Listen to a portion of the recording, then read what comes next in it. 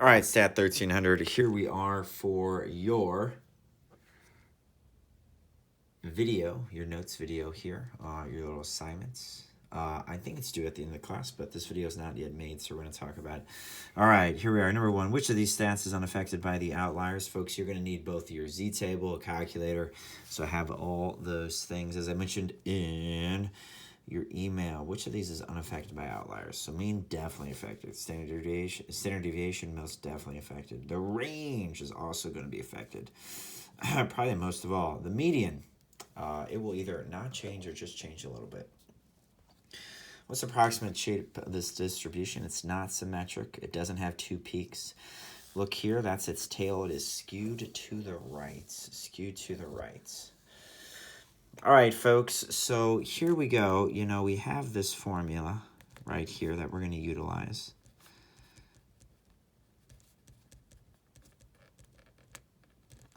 All right.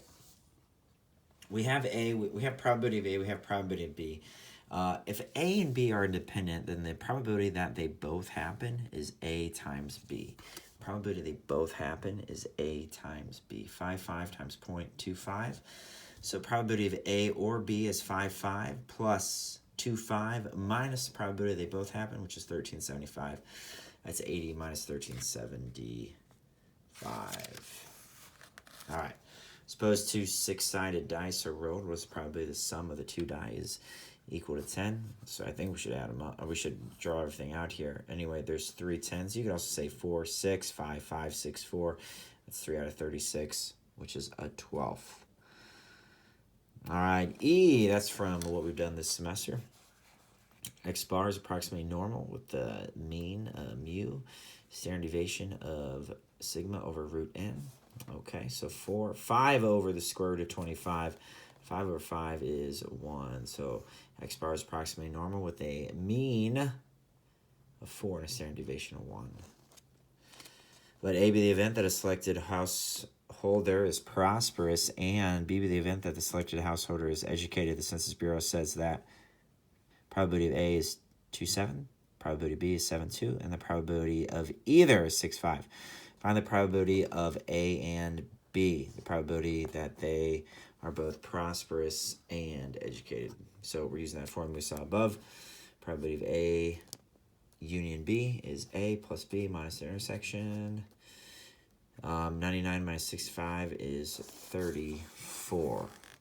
Or you could have a negative 0.34 equals the opposite. So I do want to see this type of work. I need to see this work, guys. All right, if we're just simply...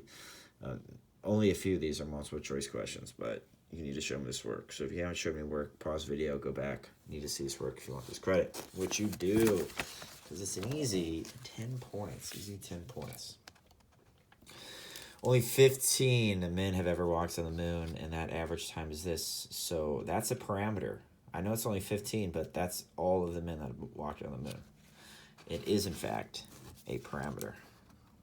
We actually had to talk about H. We talked about sample size with mean and standard deviation. So on I, X is a sale, so I want the probability that X is greater than or equal to 1. That is 1 minus the probability of no sale. So the probability of sale is 0.35. Probability of failure is 0.65. We want that to happen 10 straight times. So 1 minus 0.135. You guys can type that in your calculator, get that answer. All right, and then the last one on this page is J. Why is that wrong? So correlation can never be below -1 or above 1. Okay, correlation must be between those. It's got to be in that interval. So that would be the answer. That would be the answer. All right, let's take a look at this next page, which we're doing all of it. You are going to need to look that up on your z-table. We're talking about pregnancy again. All right, normal. Mean 266, standard deviation 16 days. What's the probability that X, which is a length of a pregnancy in days, write that down, is more than, we're going to say greater than or equal to 270. 1 pregnancy. That's a quarter. Look up what a quarter is. And I want more than that, so whatever that number is, I'm going to call it number 1, whatever that area is. 1 minus whatever that area is equals your answer. What proportion of pregnancies last between 240 and 280 days? All right. 240 minus 266 over 16. Again, guys, pause. This video won't be terribly long, so you should be able to finish everything in your class period. Just pause it if you need to. That's number 1 you're going to get. And that's number 2. And silly me. Now, again, your order might be different. I did the -1 first. Okay, so the whatever you get here, it's the bigger area minus the smaller area. Or for me, number 2 minus number 1. Area associated. What's the probability? A random sample of 50 pregnancies will have a gestation period of 260 days or less. It's probably a x bar is less than or equal to 260. So root 50 needs to go there. 16 over root 50 is like 2.26. -6 divided by that. All right, gives us some number. Whatever that number is. Gives us some area. Whatever that area is your answer. From chapter 13. So you've not seen it like this before, but it's binomial. That is the number, sample size, that's the probability. So the mean would be 100 times 0.4, which is 40. Standard deviation would be 100 times 0.4 times 0.6. That is p. That's 1 minus p. That is the square root of 24. Okay, using the normal approximation, fine. They even told you what formula to use here. This is kind of silly because... All right, so 45 minus 40, that's no big deal. Right. But 65 minus 40, you're going to get a z-score of 5.10. It's off the z-table. You're going to say 9999, whatever this number is. So 9999 minus, what is that, like 80, high 84, maybe 85 something.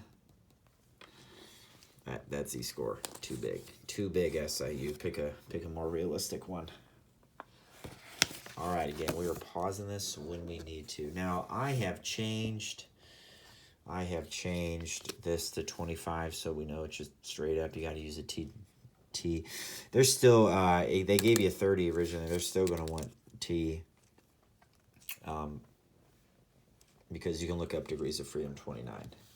T is going to be the right response no matter what. All right, what's the margin of error? So this is a good question for us. Degrees of freedom is 24. Now, I looked this up. 95% confidence interval, degrees of freedom 24. That is your T star. This times this. The mode is 1.56. And then that's the confidence interval. Really good question for us for your exam coming up. I'm going to try to finish this like I told. I just made Calc's video first. It is gorgeous here on Sunday, almost 2 p.m. Point estimate, 417 divided by 2306, 8181. Anyway, I want to get back outside. 181 plus or minus, that is the Z star for 90% confidence interval. The square root of, now everything is in the square root. I think some of us are not putting that in the square root, and that's really changing our answers. Probability of success, or, like p hat, then 1 minus p hat. Over 2306. Your p-hat's very small, and this is a relatively good size standard or a sample size, so your margin of error is quite little. All right, great question for the exam coming up. All right, we are rolling on ahead. I definitely wanted number 5 in here, and 4. Back into focus. Let's go. Back into focus video. That's not good. All right, there we are. There's probability that the selected student is female. That's how many students. Boom, boom. Given that they are female, so females go down below, what's the probability they're 25 to 34? That over that. Multiple choice test is 5 questions, 4 answer choices. One of them is the correct one. You're guessing. What's the probability you guess exactly 3 right of, so X is a number of questions you got right. V, guessing 5, choose 3. Probability of success to the third. Probability of failure to the second. Unlikely. What's the probability you got at least one of them right? So 1 minus the probability that they're all wrong. Good chance you guessed right on one of them. Okay. Number 8, this is a different, this is an old final. SIU puts these online, it's an old final. So I changed it to 25 again, but anyway, even if it was 30, because they give you a sample, they don't say anything about the Population standard deviation is this, so they wanted you to use T, because you can still look up degrees of freedom 29. So just like before, I should have changed that. I should have made it like 28. T star is the same as a few pages ago. The margin of error, 2 over root 25 times your T star. Margin of error is 8.3. It's a 95% confidence interval. All right, again, pause this whenever you need to. And to see all that work, all that work. You gotta be getting close here. I got rid of that part there, so we're just gonna do this one. Binomial 100.3. The mean is 100 times 0.3, which is 30. Standard deviation is 100 times 0.3 times 0.27, or times 0.7, which is going to give me 21. The square root of 21 is that. All right, men's heights. There's probability someone can fit through without bending. I actually got that wrong. I'm sorry. Airplane has a door rate height of 61.6. We need them at that height or shorter. So sorry about that. Anyway, 61.6 minus 69 divided by 2.8. So you get a small area, and then that's going to be our answer. That's going to be our answer. If they're not going to bend, then they need to be at that height or shorter. Oopsie. I don't think this is accurate, but according to this question, you got to be above 4'10". I'm going to say you got to be taller. I can see maybe a limit on how tall you can be. Anyway, like, it's about guaranteed. Okay, because you got to get a Z. You're going to get two different, which is interesting. You're going to get two different Z-scores. Those are exact opposites. They're both off the table. So 0001 versus 9999. All right. How short must the man be to be in the shortest 3%? You're going to look up an area of 0030, which I believe is that, equals x minus 69 over 2.8. You're going to multiply those two numbers together, add 69 to it, and you'll get your answer. You're going to select 16 of them. What is the probability that their height is greater than 70? We're going to say 70 or greater. This probability x bar is greater than or equal to 70. 1 minus something.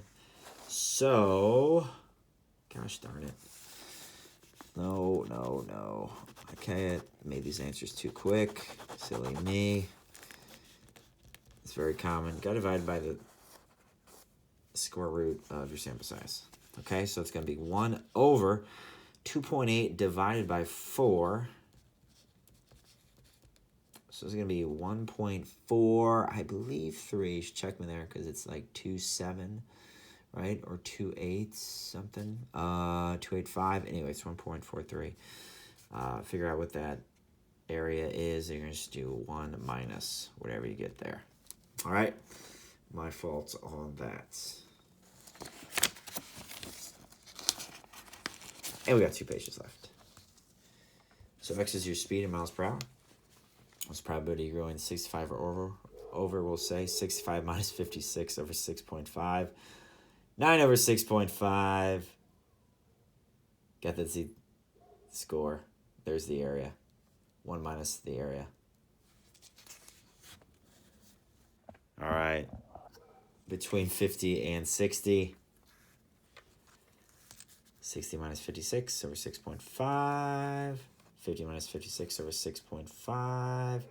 Subtract those two areas. Again, pause this here. How fast must the car speed in order to be in the top 10%? We'll get them hefty fines. All right. Top 10% means an area of 9000. That's that Z. That's the area that corresponds to that Z score. You're going to multiply those two, add 56 to it. All right. Take a simple random sample of 16. What is the probability that their speed is lower than 55? What's the probability x bar less than or equal to 55? 55 minus 56 over... All right, did that one for you. The dog doesn't stop barking. He's going to live outside. Everyone's going to go outside, and Yogi is going to live outside.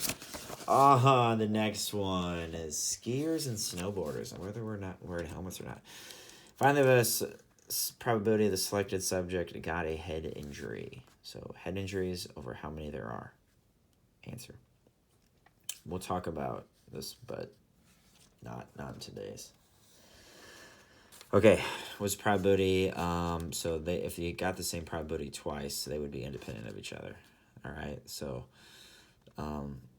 they would not depend. Head injury would not depend on you wearing a helmet, which we know is probably not true. It's a probability of a head injury given that they are wearing a helmet, so they have to wear a helmet. It's probability of a head injury, 96 over 5 or 752. Multiple choice test is 8 questions, and you're gonna guess. It tells you what X is. 8, choose 3, 0.25 to the third, 0.75 to the fifth. This probability got 1 correct. It's 1 minus probability if they're all wrong. 0.75 to the third. 90% chance of that. Let's go. Our last two. There's 100. Find the mean and the standard deviation if you're gonna guess, which would be a bad idea, guys. All right, so that's the mean. Standard deviation, 100 times 0.25 times 0.75 takes the square root of that. Use the normal approximation to figure out what's the probability you get less than 30. We're going to say 30 or less. 30 minus 25 over 4.33. That's 1.15. Look that number up. I called it number 1. So that's an area. Probability that you get 30 or less right is exactly that. So not fantastic. Don't guess on all of them. All right, folks, that was kind of a long packet. We are going to review a little bit more Tuesday and then Wednesday. Maybe start some new notes for your exam coming up Thursday and Friday. This is Yak Math Videos, signing out.